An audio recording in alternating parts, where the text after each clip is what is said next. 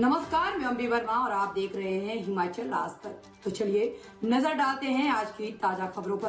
Petrol diesel सस्ता होने के बाद महंगाई से राहत का इंतजार कर रहे लोगों को झटका लगा है।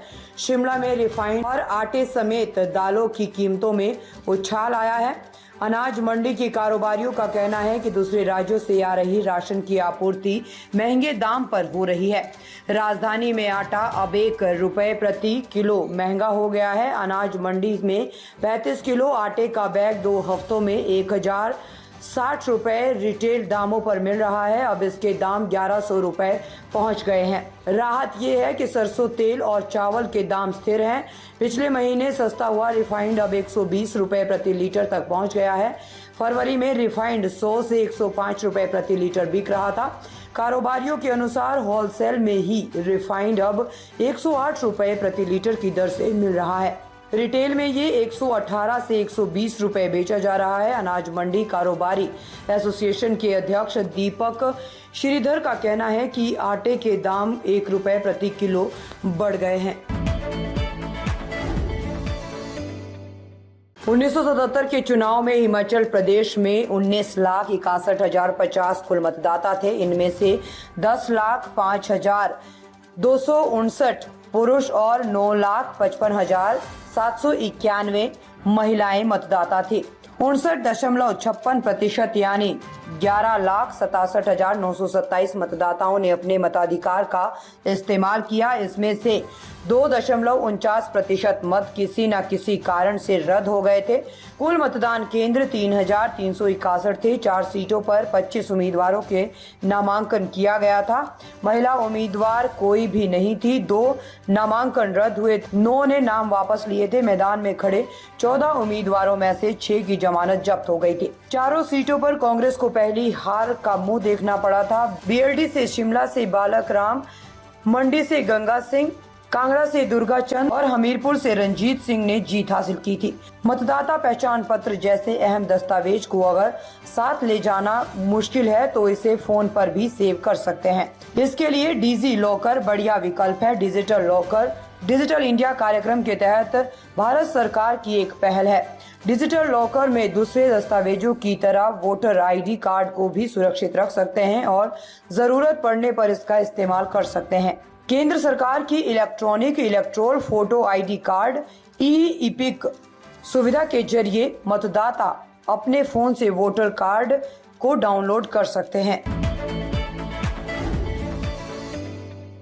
मैदानों में धूप, रोहतांग और शिंकुला में हल्का हिमपात। प्रदेश में सोमवार को रोहतांग, शिंकुला सहित अन्य दर्रों पर हल्का हिमपात हुआ और शाम होने तक आसमान साफ हो गया।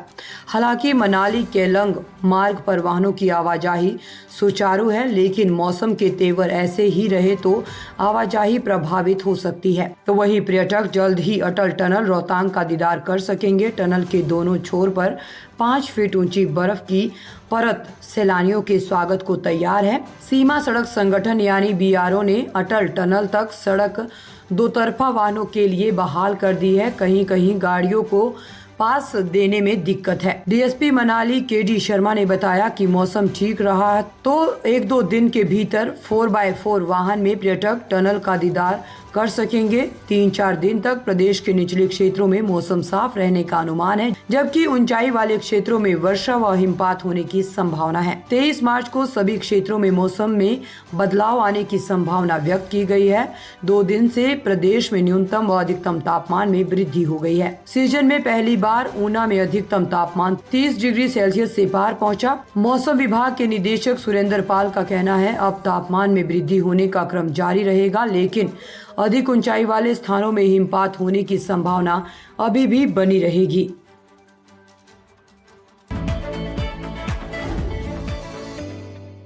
दुष्कर्म के बाद 16 साल की नाबालिग गर्भवती, पॉक्सो एक्ट में मामला दर्ज। हिमाचल प्रदेश के कुल्लू में 16 साल की नाबालिग की गर्भवती होने का मामला सामने आया है।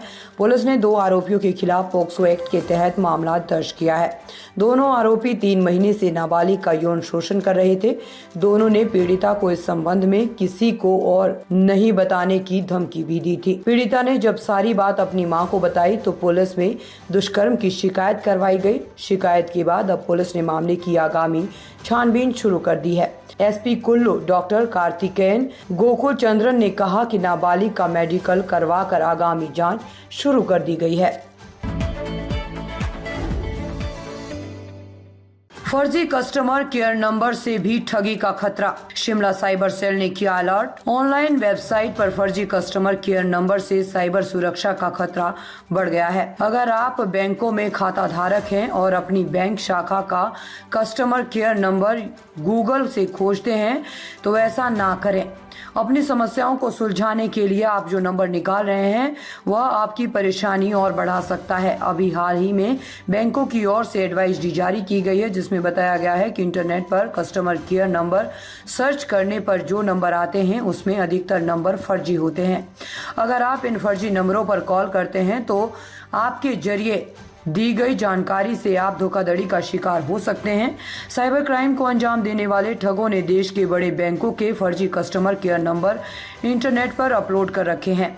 जब कोई कस्टमर इन नंबर्स पर कॉल करता है तो साइबर ठग बैंक अधिकारी बनकर आपसे सारी डिटेल ले लेते हैं और फिर कुछ ही समय में आपका अकाउंट खाली कर देते हैं। तो वहीं साइबर ठगों से बचने को लेकर साइबर सेल शिमला ने भी एडवाइजरी जारी कर दी है। DIG cyber crime Mohit Chawla का कहना है कि अगर आपको बैंक से किसी भी तरह का काम है तो आप बैंक की ऑफिशियल वेबसाइट पर जाएं और वहां दिए गए नंबरों पर ही संपर्क करें। इसके अलावा बैंक के दस्तावेजों पर भी ये नंबर मौजूद रहते हैं। कभी आपको थोड़ा भी संदेह हो तो फौरन ही केंद्र सरकार के स्पेशल साइबर अपराध रोधी शिकायत नंबर 155260 पर कॉल करें और पूरी जानकारी दें। हिमाचल की खबरों को देखने के लिए जुड़े रहे हिमाचल आज तक के साथ।